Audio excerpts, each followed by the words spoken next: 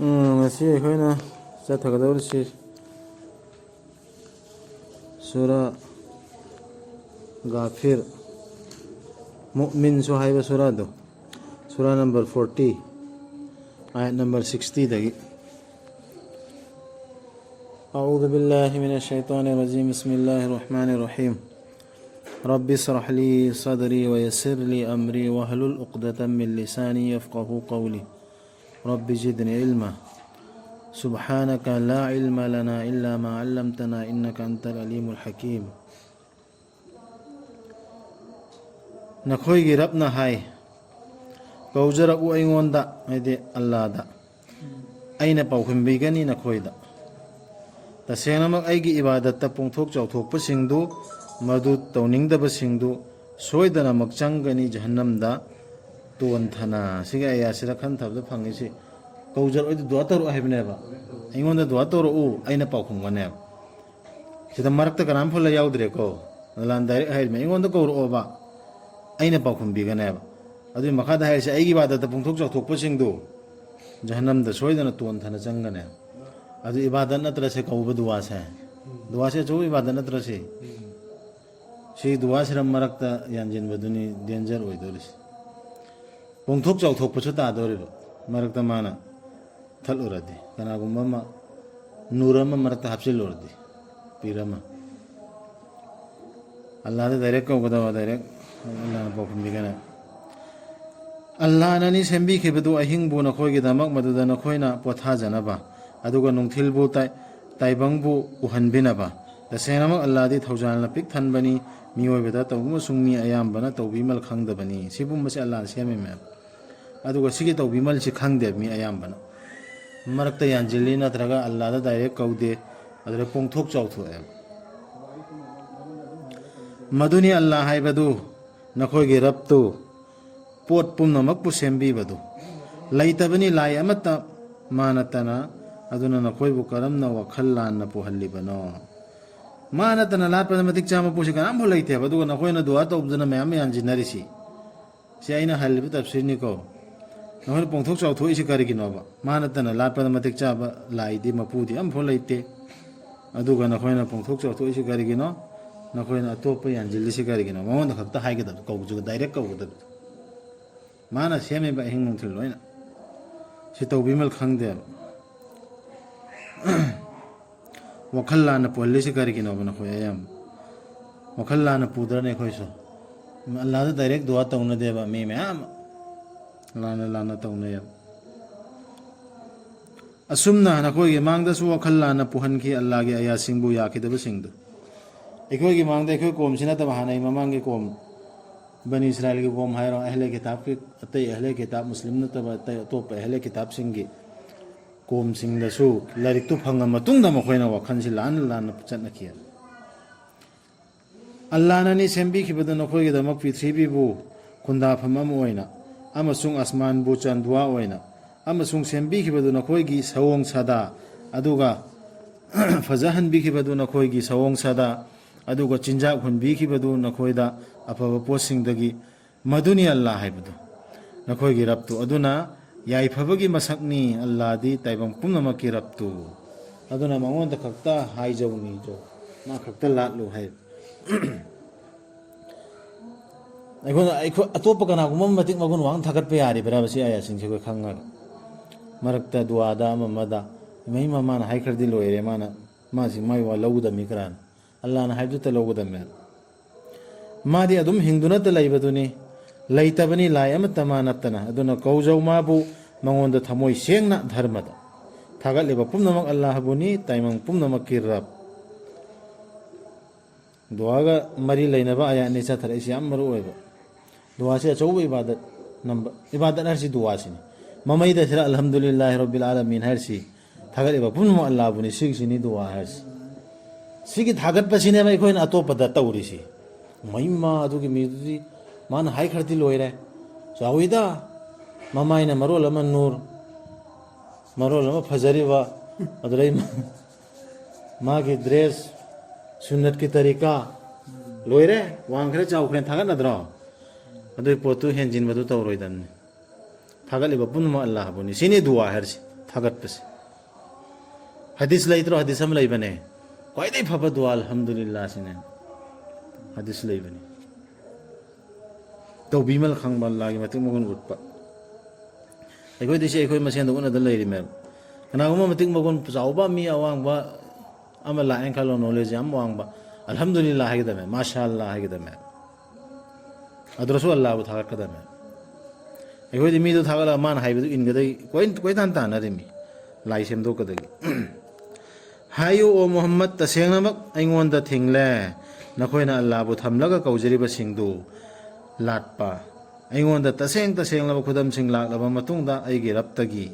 अइंगोंदा हुकुम तौबीरे चंगजनबा तैबंग पुमनमकी रप्ता सि रसूलदा हायोना हाइदु हलि अइंगोंदा थिंगेबा नखोइन तौरि थबक सिंगदु मक्का की मुशरिक मखोइना मोइजु दिन इब्राहिम ने लैरिमी अदुइ मतुंगदा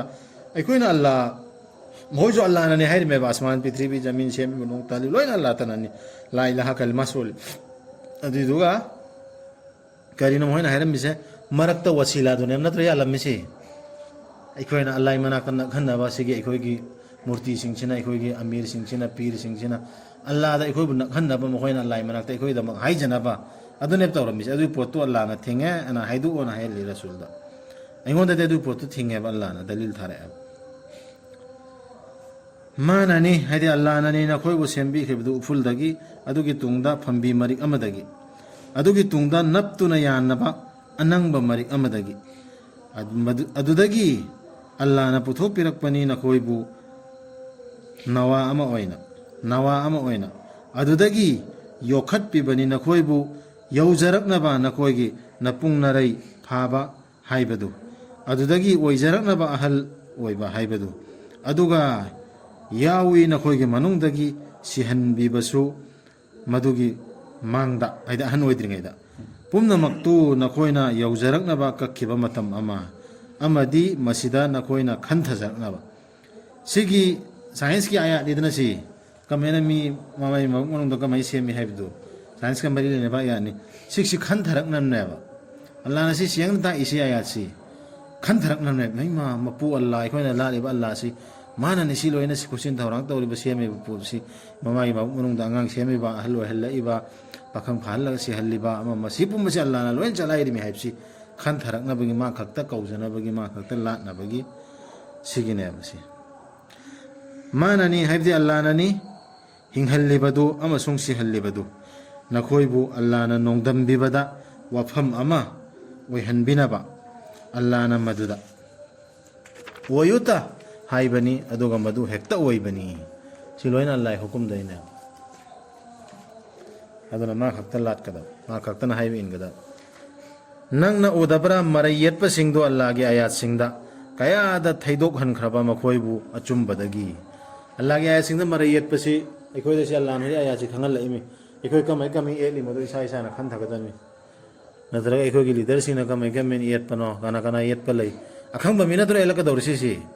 खंगदबा वांगबगी असिनदि एलो एबा एला असु या मोइदि परसेंटेज मोइदि कुरान फो पाद्रिङैदा अखोइना हाइरोगा तारो एलका दंगमाय अखंगबना नेबा एतन लैरिसि हाय सिदि सुमै तगुदमी सिदि सुमै तगुदमी सि हदिसतगी सुमै तगुगा अर्थ सुमै लउदमी फोम फोम बा अर्थ मयाम एतन लैनरि मेबेको यादब सिंधु लाइरिक्तुबु अदुगा अखोइना अखोइगी रसूल सिंगा लोइनना थाखिबा सिंधु मखोइ थुना खंगलक्कनी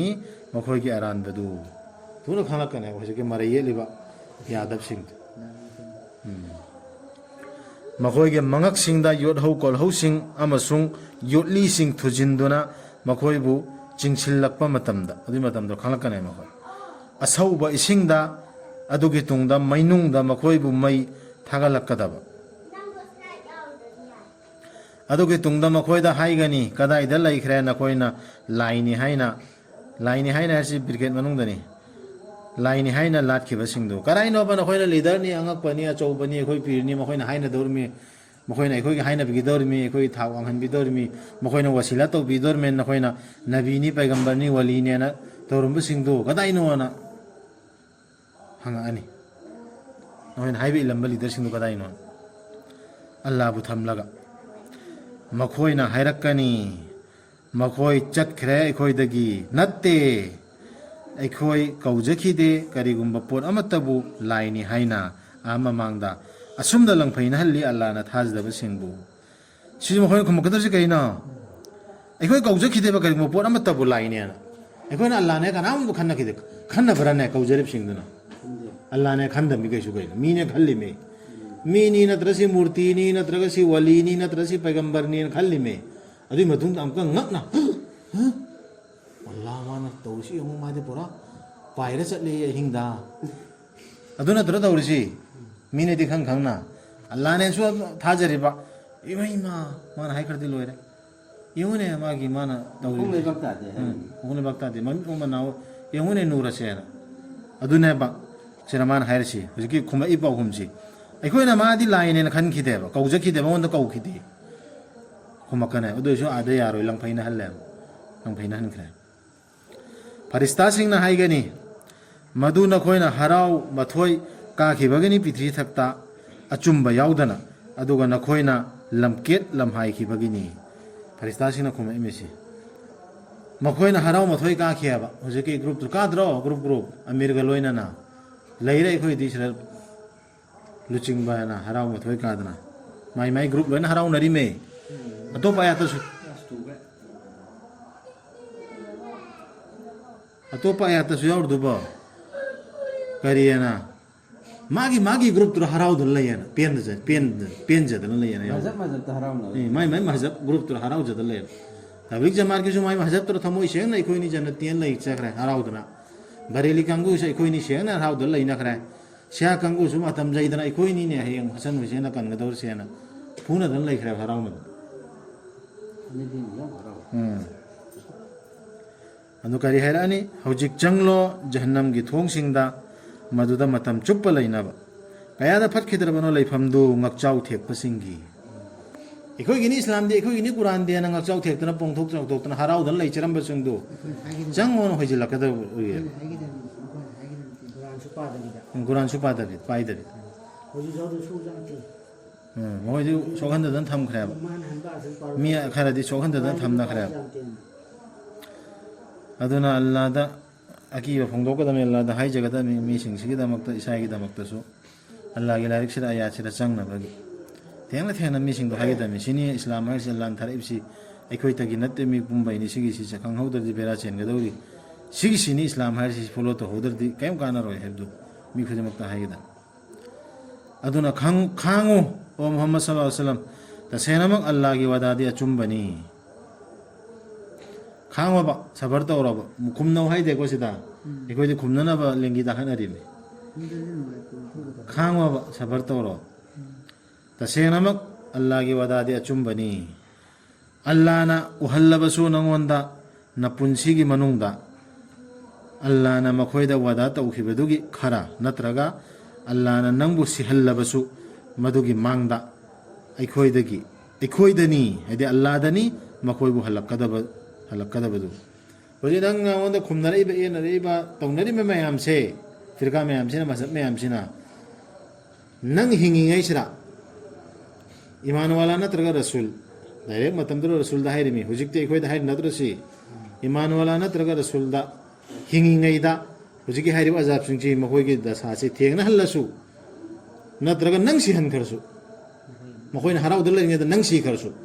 हलकदुरदि अल्लाहदने अदुना खांगो सबर तौरो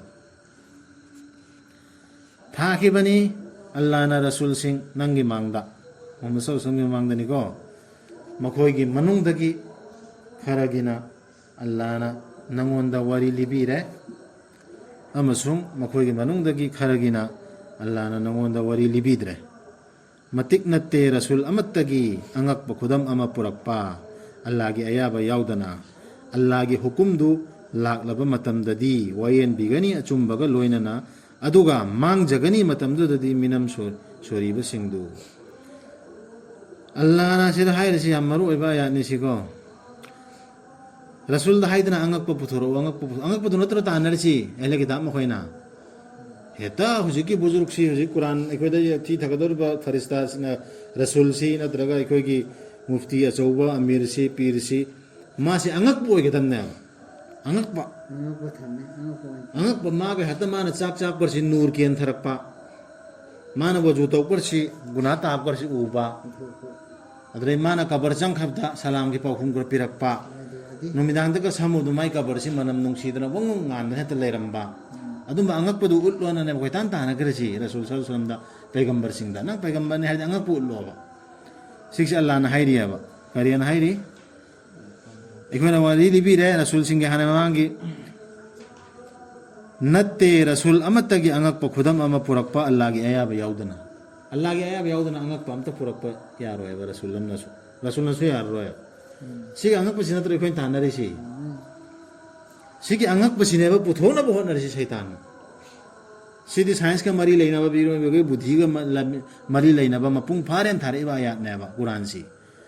sign ne ba sigi sidagi angak ba khudam ama puthona ba mi singin hot ne ba lak na ba tongan ba ma reason na pa me adugi dunya ba Allah na sira cancel tawrsi rat tawrsi Allah ge hotum la la ba matam dadi wayen bigani achum baga loina aduga mang jagani matam dadi minam sori ba singdu bari minam ba du mahima nurni ne adra mangan thoge ne adra ge asman dik tar ine nu na minam sori ba science mioi bagi buddhi gi wang da thokba program sagalip sing se Quran sing jana da ballan tharapu suna da pu meama sigi sing minam sori ba sing si mang jagane matam du yar Allah na har si in gadam na nabi na su kana wa miyam na tananga pu khudam utpad wa da Allah ge ba yaudana yade adu rasul na ut khitre na kai gumanga pam angak pe bu Quran sini rasul ge mujiza angak pe dekho piram ba Quran sini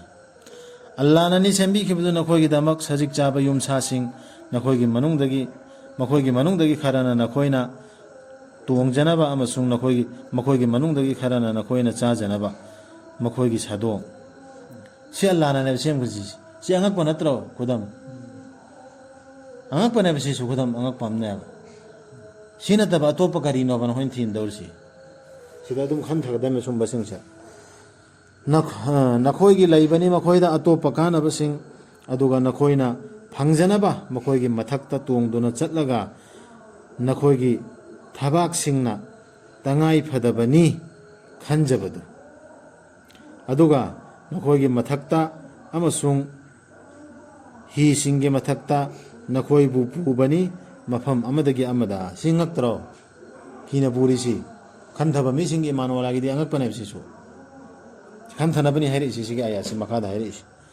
hadi mina puthokpa mina sita taw Allah na harik taba pola masira nurni mangalni aduni adani hairi ba angak pasingdu nattaba sigi aya si Allah na hairi si sida khantho aduga Allah na uhan bibani na khoida Allah gi khudam sing aduna karam ba Allah gi khudam sing buno na khoina ya ningdri ba sigi khudam hujiki haikhreba mathakta aya ni haikhreba khudam angak pasidana ta to sumem haikredana asman gi prithvi da mahimano hogat page da sina ta khudam karam bana hoin thinarsi sigi world sir leireba mi hingi si budhi shema iba brain si siga chana ba science na su thijin ba ngak pa yara ba pot sida leireba quran sida sina ta ba hata but on mathakte manganam phorokpa ising garse bus lom phawdorok pa nel am ganda wali sina hadi science ka chana da ba andha vishwas mem leidna adui du thinner sikar gi no Allah na haireba aya sinatar makhoi na koi da bra prithvi thakta si angak pe khudam hakdani ko chathari si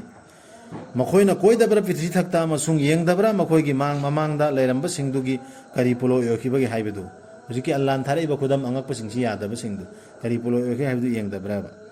makhoi du na hen khibani masing da so makhoi sidagi amasung hen khibani mapangal da so amasung prithvi thakta thamlamba khongul sing da su khudam sing da su adubu kan han khidabani makoida makoina tanchin jakibadu hana thokraba riyamna shakti leiraba masing da su helaba makoina tharame ba khudam nisan hoje pho museum da leiri dana angakpa makoina sin ramba por angakpa leiriaba adugi mi sing barbat ta ukhran me Allah na herakpa khudam jiya tabdagi science ka sana ba mioi baga sana ba mioi ba budhina hazam ta ubangam ba khudam Allah khakta lat ka dabni haibda proof oibe ya ba khudam ayat si harak reba hana mamangi mi sing da su hoje ekhoi da su sigi si ya kedab sing du gi barbar oi khredun hoi udra ꯅꯈꯣꯏꯅ ꯑꯇꯣꯞꯄ ꯑꯉꯛꯄ ꯈꯨꯗꯝ ꯇꯥꯟꯅꯔꯤꯁꯤ ꯑꯜꯂꯥꯍꯅ ꯊꯥꯔꯛꯇꯕ ꯁꯤ ꯈꯟꯊꯒꯗꯕꯅꯦ ꯁꯤꯁꯤꯗ ꯃꯈꯣꯏꯒꯤ ꯔꯁꯨꯜꯁꯤꯡꯅ ꯃꯈꯣꯏꯒꯤ ꯃꯅꯥꯛꯇ ꯂꯥꯛꯈꯤꯕ ꯃꯇꯝꯗ ꯇꯁꯦꯡ ꯇꯁꯦꯡꯂꯕ ꯈꯨꯗꯝꯁꯤꯡꯒ ꯂꯣꯏꯅꯅ ꯇꯨ ꯇꯁꯦꯡ ꯇꯁꯦꯡꯕ ꯈꯨꯗꯝꯅꯦꯕ ꯃꯤꯑꯣꯏꯕꯒꯤ ꯕꯨꯙꯤꯗ ꯃꯝꯃꯣꯏꯗꯕ ꯃꯉꯥꯅ ꯄꯥꯏꯊꯔꯦ ꯃꯊꯛꯇ ꯍꯥꯏꯕ ꯅꯠꯇꯕ ꯗꯂꯤꯜ ꯌꯥꯎꯕ ꯑꯉꯛꯄ ꯁꯥꯏꯟꯁꯀ ꯄ꯭ꯔꯨꯞ ꯇꯧꯕ ꯌꯥꯕ ꯑꯉꯛꯄ ꯑꯗꯨꯝꯕ ꯈꯨꯗꯝ ꯄꯨꯊꯔꯛꯄ ꯀꯥꯟꯗ ꯇꯁꯦꯡ ꯇꯁꯦꯡꯂꯕ ꯈꯨꯗꯝꯁꯤꯡꯒ ꯂꯣꯏꯅꯅ ꯃꯈꯣꯏꯅ ꯑꯗꯨꯗ ꯃꯈꯣꯏꯒꯤ ꯔꯁꯨꯜꯁꯤꯡꯅ ꯃꯈꯣꯏꯒꯤ ꯃꯅꯥꯛꯇ ꯂꯥꯛꯈꯤꯕ ꯃꯇꯝꯗ ꯇꯁꯦꯡ ꯇꯁꯦꯡꯂꯕ ꯈꯨꯗꯝꯁꯤꯡꯒ ꯂꯣꯏꯅꯅ ꯃꯈꯣꯏꯅ ꯍꯔꯥꯎ ꯃꯊꯣꯏ ꯀꯥꯖꯈꯤ ꯃꯈꯣꯏꯗ ꯌꯥꯎꯖꯕ ꯏꯟꯅꯥ ꯂꯤꯜꯂꯥꯍꯤ ꯋꯥ ꯏꯟꯅಾ ꯏꯂꯩꯍꯤ ꯔꯥꯖꯤꯎꯟ ꯃꯈꯣꯏꯗ ꯌꯥꯎꯖꯕ ꯒ꯭ꯌꯥꯟ ꯂꯧꯁꯤꯡꯗ ꯇꯨ ꯁꯤꯅꯤ ꯁꯥꯏꯟꯁ ꯑꯩꯅ ꯉꯁꯥꯏꯗ ꯄꯜꯂꯤꯕ ꯁꯥꯏꯟꯁꯇꯨ ꯃꯈꯣꯏꯗ ꯌꯥꯎꯖꯕ ꯒ꯭ꯌꯥꯟ ꯂꯧꯁꯤꯡꯗ ꯃꯈꯣꯏꯗ ꯌꯥꯎꯔꯤꯕ ꯒ꯭ꯌꯥꯟ ꯂꯧꯁꯤꯡ ꯕꯨꯙꯤꯗꯣ ꯑꯗꯨꯒ ꯆꯥꯅꯕ ꯈꯨꯗꯝꯅꯦꯕ ꯄꯨꯔꯛꯈ꯭ꯔꯤꯁꯤ ꯑꯗꯨꯒꯤ ꯋꯥꯡꯃꯗ ꯅꯠꯇꯦꯕ ꯑꯗꯨꯕꯨ ꯃꯈꯣꯏꯕꯨ ꯄꯨꯝꯌꯣꯝ ꯍꯦꯛ ꯌꯣꯝꯁꯤꯟꯈꯤꯕꯅꯤ ꯃꯈꯣꯏꯅ ꯀꯔꯦꯝꯅꯈꯤꯕ ꯑꯗꯨꯃꯛꯅ ꯃꯤꯑꯣꯏꯕꯒꯤ ꯕꯨꯙꯤ ꯂꯧꯁꯤꯡ ꯃꯈꯣꯏꯅ ꯐꯪꯕꯒꯤ ꯂꯥꯝꯕ ꯐꯪꯕ ꯗꯂꯤꯜ ꯈꯨꯗꯝꯅꯦꯕ ꯑꯜꯂꯥꯍꯅ ꯎꯠꯈ꯭ꯔꯤꯁꯤ ꯑꯗꯨꯗꯅꯦꯕ ꯃꯈꯣꯏꯅ ꯍꯔꯥꯎ ꯃꯊꯣꯏ ꯌꯥꯈꯤꯗ꯭ꯔꯤꯁꯤ ꯍꯣꯏ ꯁꯤꯗꯤ ꯌꯥꯗꯦ ꯑꯉꯛꯄꯁꯤꯗ ꯍꯦꯟꯅ ꯉꯛꯄ ꯄꯨꯔꯛꯎ ꯍꯦꯛꯇ ꯇꯣꯞ ꯇꯣꯞ ꯇꯥꯍꯜꯂꯛꯎ ꯍꯦꯛꯇ ꯐꯥꯎꯒꯠꯍꯜꯂꯛꯎ ꯑꯗꯩ ꯔꯁꯨꯜꯒꯤ ꯃꯅꯥꯛꯇ ꯁꯅꯥ ꯂꯨꯄꯥꯁꯦ ꯍꯦꯛꯇ ꯄꯩꯗ ꯂꯩꯍꯜꯂꯨ ꯔꯁꯨꯜꯒꯤ ꯃꯅꯥꯛꯇ ꯃꯥꯜ ꯗꯧꯂꯠꯁꯦ ꯍꯦꯛꯇ ꯄꯩꯗ ꯂꯩꯍꯜꯂꯨ ꯁꯤ ꯅꯠꯇ꯭ꯔꯣ ꯔꯁꯨꯜꯗ ꯍꯥꯏꯈ꯭ꯔꯤꯁꯤ ꯑꯗꯨꯅꯦ ꯃꯈꯣꯏꯅ ꯄꯥꯝꯈ꯭ꯔꯤꯁꯤ ꯑꯉꯛꯄ ꯍꯧꯖꯤꯛꯀꯤ ꯋꯥꯂꯤ ꯃꯈꯣꯏꯅ ꯑꯁꯥꯕ ꯋꯥꯂꯤ ꯃꯈꯣꯏꯅ ꯎꯠꯅꯕ ꯍꯣꯠꯅꯔꯤꯕ ꯈꯨꯗꯝꯁꯤꯡꯗꯨ ꯑꯗꯨ ꯄꯥꯝꯈꯤꯑꯕ ꯑꯗꯨꯅꯅꯦꯕ ꯕꯔꯕꯥꯠ ꯇꯥꯈ꯭ꯔꯤꯁꯤ ꯑꯗꯨꯗꯒꯤ ꯃꯈꯣꯏꯅ ꯎꯔꯕ ꯃꯇꯝꯗꯗꯤ ꯑꯩꯈꯣꯏꯒꯤ ꯆꯩꯔꯥꯛꯇꯨ ꯍꯥꯏꯗꯤ ꯑꯜꯂꯥꯍꯒꯤ ꯆꯩꯔꯥꯛꯇꯨ ꯃꯈꯣꯏꯅ ꯍꯥꯏꯈꯤ ꯑꯩꯈꯣꯏ ꯊꯥꯖꯔꯦ ꯑꯜꯂꯥꯍ ꯃꯊꯟꯇꯗ ꯑꯃꯁꯨꯡ ꯑꯩꯈꯣꯏ ꯊꯥꯖꯔꯦ ꯑꯩꯈꯣꯏꯅ ꯃꯉꯣꯟꯗ ꯊꯩꯖꯜꯂꯝꯕ ꯂꯣꯏꯅꯕꯁꯤꯡꯗꯨ ꯑꯩꯈꯣꯏ ꯊꯥꯖꯗ꯭ꯔꯦ ꯍꯥꯏꯕ ꯑꯩꯈꯣই ꯊꯥꯖꯗ꯭ꯔꯦꯕ ꯍꯧꯖꯤꯛꯀꯤ ꯑꯩꯈꯣꯏꯅ ꯊꯤꯅꯔꯝꯕ ꯑꯉꯛꯄꯁꯤꯡꯗꯣ ꯊꯥꯖꯗ꯭ꯔꯦ ꯋꯥꯂꯤ ꯋꯥꯂꯥꯅ ꯄꯥꯏꯔꯛꯄꯗꯨ ꯊꯥꯖꯗ꯭ꯔꯦ ꯑꯩꯈꯣꯏ ꯑꯜꯂꯥꯍꯅ ꯍꯥꯏꯔꯤꯕ ꯑꯌꯥꯠꯁꯤꯗ ꯊꯥꯖꯔꯦꯅ ꯁꯖꯥꯗꯨ ꯂꯥꯛꯄ ꯀꯥꯟꯗꯗꯤ ꯍꯥꯏꯔꯛꯑꯦꯕ ꯑꯗꯨꯕꯨ ꯀꯩꯗꯧꯅꯨꯡꯗꯁꯨ ꯀꯥꯟꯅꯕ ꯑꯣꯏꯈꯤꯗꯦ ꯃꯈꯣꯏꯅ ꯊꯥꯖꯔꯛꯄꯗꯨꯅ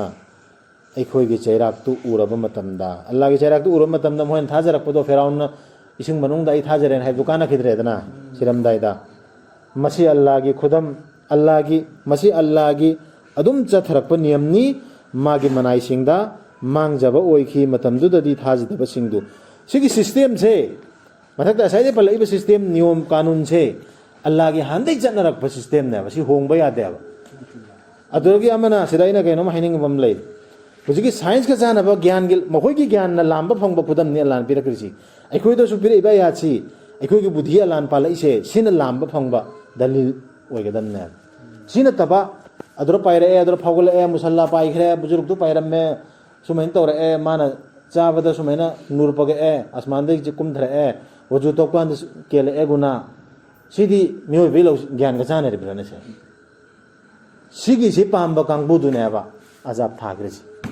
ꯑꯗꯣ ꯑꯩꯈꯣꯏ ꯃꯨꯁꯂꯤꯝꯁꯤꯡꯒꯤ ꯃꯔꯛꯇ ꯑꯍꯂꯤ ꯀꯤꯇꯥꯕꯁꯤꯡꯒꯤ ꯃꯅꯨꯡꯗ ꯍꯧꯖꯤꯛ ꯂꯩꯔꯤꯁꯤ ꯀꯔꯤꯅꯣ ꯑꯩꯈꯣꯏꯅ ꯄꯥꯝꯃꯤꯁꯤ ꯁꯤꯒꯤ ꯑꯐꯣꯡꯕ ꯒ꯭ꯌꯥꯟꯒ ꯆꯥꯅꯕ ꯗꯂꯤꯜꯁꯤꯔ ꯄꯥꯝꯃꯤꯁꯤ ꯍꯧꯖꯤꯛꯀꯤ ꯑꯇꯣꯞꯄꯗꯨꯔ ꯄꯥꯝꯃꯤꯁꯤ ꯁꯤꯒꯤ ꯄꯣꯠꯁꯤꯅꯤ ꯀꯨꯔꯥꯟꯗ ꯑꯩꯅ ꯐꯣꯡꯗꯣꯛꯅꯤꯡꯉꯝꯃꯤ ꯍꯧꯖꯤꯛ ꯑꯩꯅ ꯈꯟꯊꯕꯗ ꯌꯧꯕꯗꯨ ꯑꯜꯂꯥꯍꯅ ꯑꯁꯣꯏ ꯑꯉꯥꯝ ꯌꯥꯎꯈ꯭ꯔꯁꯨ ꯉꯥꯛꯊꯣꯛꯄꯤꯕ ꯑꯣꯏꯁꯅꯨ